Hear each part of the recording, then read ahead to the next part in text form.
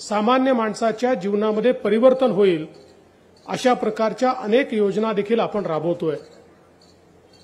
आपल्याला कल्पना आहे की आपण लाडकी बहीण योजना आणली आणि या योजनेच्या अंतर्गत आता 2,20,00,000 महिलांच्या खात्यामध्ये दर महिन्याला 1,500 रुपये आपण त्या ठिकाणी देतो। आणि ज्यावेळेस आम्ही ही योजना घोषित केली सभागृहामध्ये, त्यावेळी विरोधकांनी टीका केली आणि ते असं म्हणाले की योजना तुमची फसवी आहे, 10% महिलांना देखील पैसे मिळणार नाहीत, तुम्ही चुकीची योजना सांगतात। पण आज मात्र ज्यावेळी विरोधकांच्या लक्षात आलं की 2,20,00,000 महिलांच्या खात्यात पैसे चालले आहेत आणि ते दरमहा जाणार आहेत, तर त्यांच्या पोटात दुखायला लागलं।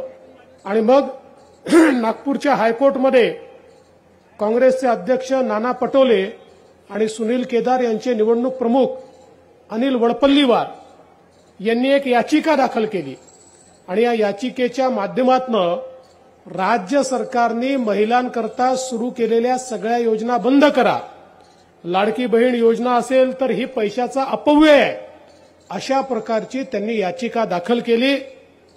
खरं म्हणजे आपल्या सरकारने जे वेगवेगळे निर्णय घेतले आहेत, एकीकडे लाडकी बहीणसारखी योजना आपण सुरू केली, दुसरीकडे लेक लाडकीसारखी योजना सुरू केली।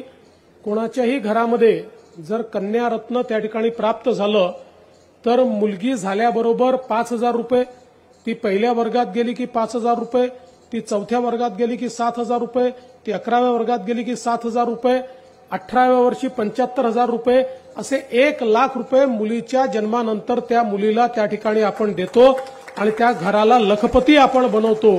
अशा प्रकारची योजना आपण सुरू केली। आपल्या ज्या काही मुली आहेत या शिकल्या पाहिजेत, कारण आपल्या देशाचे प्रधानमंत्री माननीय नरेंद्र मोदीजी असं म्हणतात की जोपर्यंत आपण आपल्या लोकसंख्येचा 50% भाग असलेल्या आपल्या माता भगिनींना, आपल्या मुलींना आर्थिकदृष्ट्या सक्षम करणार नाही, त्यांना देशाच्या मुख्यधारेत आणणार नाही, तोपर्यंत भारताचा विकास आपण करू शकत नाही।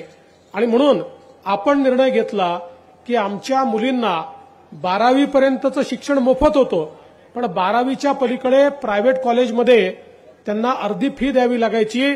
आपण निर्णय केला आता पहिलीपासनं तर ग्रॅज्युएशन पर्यंत 100% कुठलाही कोर्स असो, इंजिनिअरिंग असो, मेडिकल असो, बीबीए असो, एमबीए असो, मुलींना मोफत शिक्षण दिलं जाईल आणि मुलींची सगळी फी ही राज्य सरकारच्या वतीनं भरण्याचा आपण निर्णय घेतला। कारण खूप वेळा घरी जर थोडी गरिबी असली तर घरचे लोक निर्णय करायचे की मुलांना शिकवू आणि मुलींना सांगायचे की आता तुझ्याकरता फी भरायला पैसे नाही, त्यामुळे तू काही शिकू नकोस, पण आता ती चिंता करण्याची आवश्यकता नाही आहे। या सगळ्या मुलींचे मामा आम्ही सगळे हे राज्यामध्ये सरकारमध्ये आहोत, त्यामुळे त्या मुलींची फी भरण्याचा निर्णय आम्ही घेतला आणि जवळजवळ 17 लाख मुलींची फी आता आम्ही या निमित्ताने भरतो।